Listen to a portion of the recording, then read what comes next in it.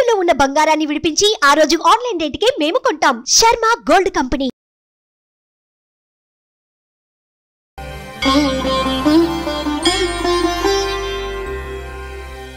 జై శ్రీకృష్ణ. ఆండాల్ తిరువడిగళే శరణం. ధనుర్మాస వ్రతంలో 4వ రోజుకి మనం చేరుకున్నాం. ఈరోజు ఆండాల్ తల్లి ఎంత గొప్ప సందేశాన్ని ఇస్తుందంటే ఈ పాసురంలో అంటే 2 రకాల సందేశాలు ఉన్నాయి. 2 కంటే ప్రధానంగా 3 అని కూడా చెప్పుకోవచ్చు. ఏంటంటే ఒకటి, మనందరిలో సమస్త జీవకోటిలో అంతర్యామిగా పరమాత్మ ఉన్నాడు. లోపల ఉన్నాడు, గుర్తించు. చాలా విషయాలు మనం గుర్తించక మనం నష్టపోతుంటాం కదా లోకంలో. అరే ఇది ఇలా చేయాలని తెలియదే, అలా అయిపోయిందా, అరే ఆ పని చేస్తే ఎంత బాగా నాకు కలిసి వచ్చేది, అట్లాగా అంటుంటాం కదా. లేదా కొంతమందికి వయసు కొంత దాటిపోయాక అరే ఆ వయసులో నేను అది అలా ఆలోచించి ఉంటే బాగుండేది, ఇది తెలుసుకుంటే బాగుండేది, ఇలా ధైర్యంగా ఉంటే బాగుండేది, ఇలా అనిపిస్తుంటుంది కదా. అంటే ఆ జ్ఞానం ఆ సమయానికి ఉండదన్నమాట. అలా మనందరికీ లోపల అంతర్యామిగా భగవానుడు ఉన్నాడు అన్న విషయం తెలియదు. ఊరికే అంటాం అంతే, కానీ నిజమైన జ్ఞానం లేదు. ఉంటే ఇలా ఉండం కదా. కాబట్టి ఈ విషయాన్ని గుర్తు చేస్తుంది ఆండాల్ తల్లి ఈ పాశురంలో. ఎలా ఎవరెవరు ఏ పనులు చేసినా, ఏ ఉన్నతమైన పనులు చేసినా లోపల ఉన్న భగవంతుడు చేపిస్తున్నాడు అని ఆండాల్ తల్లి పర్జన్య దేవుడు వరుణ దేవుణ్ణి ఉద్దేశిస్తూ చెప్తుంది. అబ్బా వరుణ, ఎంత గొప్పవాడివయ్యా నువ్వు. భగవానుడు నీకు ఎంత గొప్ప వరాన్ని ఇచ్చాడంటే అందరికీ పంచిపెట్టే వరాన్ని ఇచ్చాడు. అందరికీ సమానంగా పంచిపెట్టే వరాన్ని ఇచ్చాడు. అక్కడ వాళ్ళు ధనికులని వాళ్ళ దగ్గర ఎక్కువ కురవడం, బీదవారని వీరి దగ్గర తక్కువ కురవడం, వృద్ధులని, జ్ఞానులని, పండితులని, లేకపోతే నిరక్షరాస్యులని, ఇలాగ భేదభావం ఉంటుందా వర్షానికి? ఉండదు కదా. అంత సమానంగా వర్షించేస్తాడు. ఎంత అదృష్టమయ్యా, లోపల భగవంతుడు నీకు ఎంత శక్తినిచ్చాడయ్యా అని కీర్తిస్తుంది. ఆజిమజై కన్నా ஒன்று நீ கைகரவேல் ஆழியழ்ப்புக்கு முகந்து கொடு ஆர்த்தேரி ஊழி முதல்வன் உருவம்போல் மெய் கருத்து பாழியம் தோளுடைய பற்பனாபன் கையில்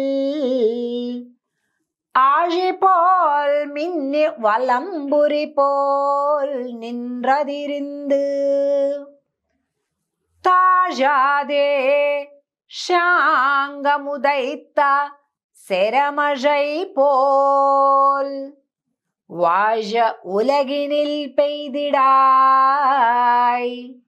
நாங்களும் நீராட மகிழ்ந்து ఏలోరెంబావాయ్.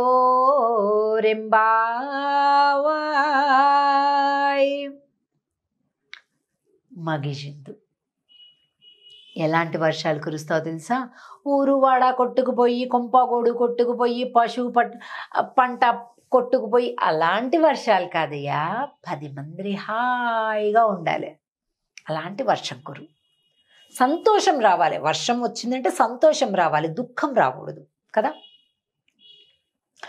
అలా మంచి వర్షాలు కురువమ్మా. భగవంతుడు నీకు మంచి శక్తినిచ్చాడు. నువ్వేం చేయాలి? పుక్కు ముగంద్, బాగా ఇట్లా మునుగు, సముద్రంలోకి మునుగు. కొడు ఆర్తు ఏరి, బాగా పుట్ట నిండా తాగేసి పైకెక్కి అంటే ఆకాశంలోకి ఎగిరి గర్జించు. తీసుకునే విధానం చెప్తుంది, పంచిపెట్టే విధానం చెప్తుంది ఆండాల్ తల్లి కదండి. అంటే మనకేంటి సందేశం ఇందులో అంటే, చక్కగా సంపాదించు, ఇంకా చక్కగా పంచిపెట్టు. ఎప్పుడు కూడా ఇది నా ఒక్కడికే లాభం కలగాలి, ఎవరికీ లాభం కలగకూడదు, ఇలాంటి ఆలోచన చేయకూడదు.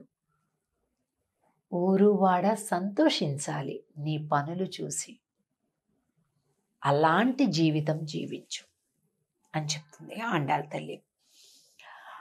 ఆజిమజైక్ అన్నా ఒండ్రుని కైక్ అరవేల్, చెయ్యి ముడుచుకోకు.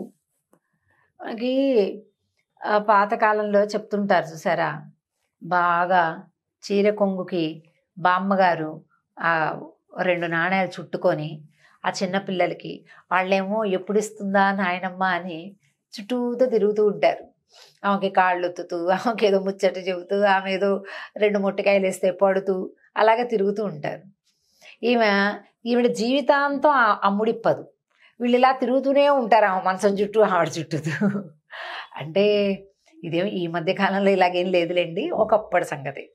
అలా అంటే ఇలా ముడుచుకోవడం అన్నమాట. ఎప్పుడైనా గుర్తుపెట్టుకోండి, ఎంత ముడుచుకుంటూ ఉంటుంటే అంత కలిసి రాదు. ఒక కోతి ఉందట. ఆ కోతి ఒక కుండలో ఏవో ధాన్యం గింజలు ఉన్నట్టుగా చూసింది. వెంటనే అక్కడికి పరిగెట్టుకుపోయింది, దానిలో తీసుకోవాలి అని చెప్పి అందులోకి చెయ్యి పెట్టింది. చెయ్యి పెడితే ఆ లోపల ఉండే ధాన్యాన్ని, దానికి కావాల్సిన గింజలను పట్టుకుంది. పట్టుకొని బయటికి తీస్తుంటే రావడంలే చెయ్యి, రావడంలే. అర్థం కాలేదు, ఏం చేయాలో అర్థం కావట్లేదు దానికి. వెంటనే అక్కడికి ఇక్కడికి వెళ్ళి అందరికీ తన బాధని చెప్పుకుంది. ఇలా ఉంది, ఇలా ఉంది రావాలి, ఇలా ఉంది రావట్లేదు అని. అక్కడే ఒక సాధువు ఉన్నాడు. ఆ సాధువు దగ్గరికి వెళ్ళింది. నా చెయ్యి ఇందులో ఇరుక్కుపోయింది, రావడం లేదు మహాన్ భావ, ఏదన్నా చెయ్యు నాకు సహాయం అని అడిగింది. అప్పుడు సాధువు అన్నాడట, మనుషులకైనా నీకైనా ఒకటే నీతి, పట్టుకోవడం ఎక్కువ పట్టుకోకు, వదిలిపెట్టు. వదిలిపెడితే నువ్వు బంధాల నుంచి, ఆవేదనల నుంచి, ఆక్రందల నుంచి బయటకు వస్తావు. చూడండి, చాలామంది ఎంత స్ట్రెస్ అయిపోతుంటారో, బాగా మీదకి లగేజ్ చేసుకుంటారు. అంటే కనిపించని లగేజ్, బంధుత్వాలు బాంధవ్యాల వల్ల వచ్చేటటువంటి లగేజ్, భారం, అన్వాంటెడ్ లగేజ్ అంటారు దీన్ని. బాధ్యతలు తప్పు కాదండి, బాధ్యత తప్పు కాదు. గుర్తుపెట్టుకోండి, రెండిటికి తేడా ఉంటుంది. బాధ్యతలు ఎప్పుడూ ఉండాలి, బాధ్యత విస్మరిస్తే మహాదోషం. కాబట్టి బాధ్యతలు ఉండాల్సిందే. కానీ మితిమీరని బంధుత్వం, మితిమీరిన మమకారం ఏం చేస్తుందంటే ఎదుటి వారి బాధ్యతలను కూడా తన నెత్తినేసుకుంటుంది. అక్కడ వస్తుంది సమస్య, అక్కడ వస్తుంది. కనుక అలాంటివి ఇలా వదిలిపెట్టాలి. వదిలిపెడితే ఫ్రీడమ్ వస్తుంది. కనుక మనిషి అయినా అదే, హే మర్కటమా నువ్వైనా అదే చేయాలి, వదిలిపెట్టు. ఆ సాధువు చెప్పిన దాని మీద ఆ కోతి వెంటనే ఆ కుండ లోపలే చెయ్యిని ఇలా వదిలిపెట్టింది. ఆ ధాన్యం కింద పడిపోయింది, కానీ చెయ్యి మాత్రం బయటకు వచ్చింది కదా. అలా మానవ జీవితంలో మనిషికి ఇవ్వటం తెలియక, పంచటం తెలియక, మితిమీరినటువంటి స్వార్థంతో నేను, నా కుటుంబం, నా భార్య, నా పిల్లలు, మిగతాదంతా ఏమైపోయినా నాకు అక్కర్లేదు, ఇలాంటి ఒక చాలా అసహ్యకరమైనటువంటి స్వార్థ భావన, మితిమీరిన స్వార్థ భావనతోటి మనిషి పాడైపోతున్నాడు. కనుక అలా కాదు, పంచుకుంటూ పెంచుకో, అందరూ సస్యశ్యామలంగా ఉండాలంటూ సమాన బుద్ధితో చూసేటటువంటి ఒక నీతి ఈ పాశురంలో ఆండాళ్ చెప్తుంది. అప్పుడు ఎలా ఉంటుందట, కార్మేని సెంగన్ కదిర్మదియంబోల్ ముగత్తాన్ నారాయణనే నమ్మకి అని అంటారే, అలాగా కార్మేని, భగవానుడు ఏ రంగో మేఘంది ఆ రంగే. భగవంతుడు రంగుని చెప్పాలంటే ఏమని చెప్తామండి, నీలిమేఘ శ్యాముడు అంటాం. అంటే మేఘము రంగు భగవంతుడికి చెప్పాం. అసలు భగవంతుడిని ఎవరితో అయినా పోల్చగలమా? పోల్చలేము. కానీ మేఘంతో పోలుస్తున్నారు.